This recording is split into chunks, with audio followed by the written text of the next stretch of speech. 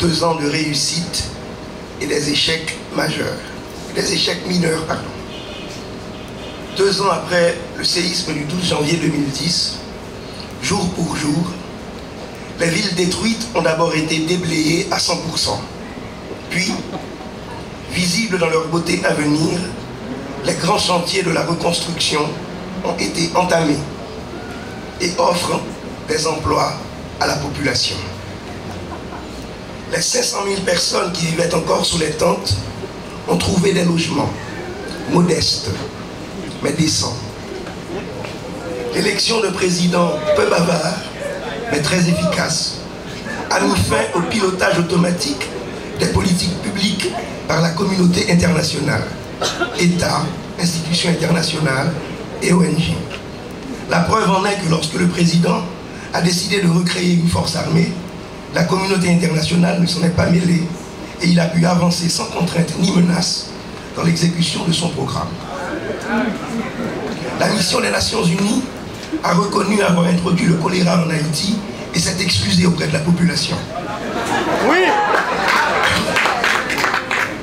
Ses membres ne commettent pas d'exactions, scandales sexuels et actes de violence. Et la mission s'est montrée d'une efficacité si impressionnante que les Haïtiens souhaitent qu'elle s'installe de façon permanente et ne voient pas la nécessité de la création d'une force armée haïtienne. Les ONG ne consomment pas une grande partie de l'aide promise par les uns et les autres. Aide dont la totalité a bien été versée.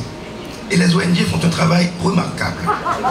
On en mesure les effets, moins au visage rayonnant de leurs cadres qui ne souhaitent pas partir, malgré les difficiles conditions de travail et d'existence, salaire triplement inférieur à celui qu'ils gagnaient dans leur pays d'origine, absence de voitures de service, conditions de logement détestables dans les mauvais quartiers, manque de vacances et de loisirs.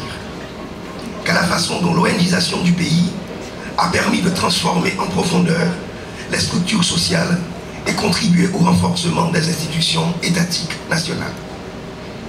Les inacceptables écarts sociaux qui constituaient la plaie structurelle de la société haïtienne se sont d'ailleurs réduits et non pas agrandis. Et les vieilles oligarchies qui possédaient à elles seules le gros des richesses du pays ne constituent plus une droite sans complexe, aveugle au malheur des autres et à l'injustice sociale, mais pratiquent une solidarité sociale en faveur des classes moyennes qui seraient sans cela menacées de précarisation et de prolétarisation, et surtout en faveur de la population rurale et des masses urbaines qui ont droit enfin à des biens et services pouvant faire d'eux des citoyens. Haïti va bien. Il n'y a donc pas lieu de s'alarmer, mais au contraire, 2 ans, jour pour jour, après le séisme du 12 janvier 2010, il convient de féliciter tout le monde pour le travail accompli en faveur du peuple haïtien.